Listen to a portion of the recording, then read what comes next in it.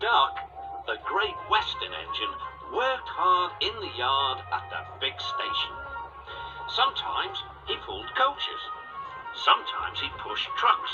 But whatever the work, Duck got the job done without fuss. One day, Duck was resting in the shed when the Fat Controller arrived. "Your work in the yard has been good. Would you like to have a branch line for your own?" "Oh, yes, please, sir," replied Duck. So Duck took charge of his new branch line. The responsibility delighted him. The line runs along the coast by sandy beaches till it meets a port where big ships come in. Duck enjoyed exploring every curve and corner of the line. Sea breezes swirled his smoke high into the air, and his green paint glistened in the sunlight. "This is just like being on holiday," he puffed. "Well, you know what they say," laughed his driver. "A change is as good as a rest." Soon Duck was busier than ever.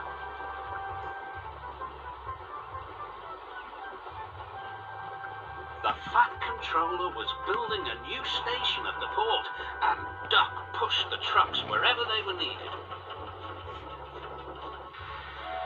Bertie looked after Duck's passengers, and the other engines helped too, but the work took a long time. Noise and dust filled the air. "Don't worry," whistled Toby, "the station's nearly finished." "And on time too," said Duck, thankfully. Duck felt his responsibility deeply and talked endlessly about it. "You don't understand, Donald, how much the Fat Controller relies on me." "Oh, aye," muttered Donald sleepily. "I'm Great Western, and I—" "Quack, quack, quack." "What?" "Ye heard. Quack, quack you go. Sounds like you'd an egg laid. Now wheesh and let an engine sleep." "Quack yourself," said Duck indignantly.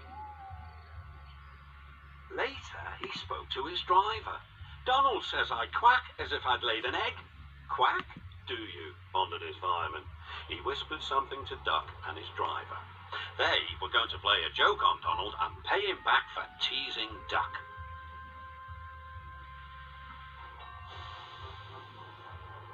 The engines were busy for the rest of the day and nothing more was said. Not even a quack.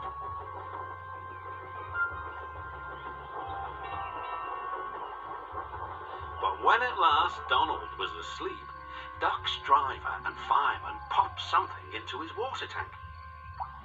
Next morning, when Donald stopped for water, he found that he had an unexpected passenger aboard. A small white duckling popped out of his water tank.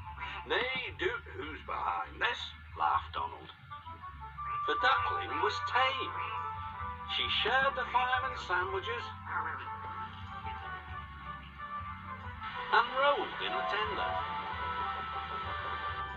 The other engines enjoyed teasing Donald about her. Presently, she grew tired of travelling and hopped off at a station, and there she stayed.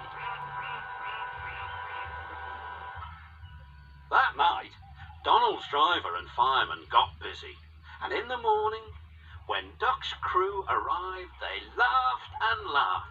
"Look, Duck! Look what's under your bunker! It's a nest box with an egg in it!" Donald opened a sleepy eye. Will. You must have laid it in the night, Duck, all unbeknownst." Then Duck laughed too. "You win, Donald. It'd take a clever engine to get the better of you." There's a pond near the duckling station. Here she swims and welcomes the trains as they pass by. The station master calls her Dilly. To everyone else, she is always Donald's duck.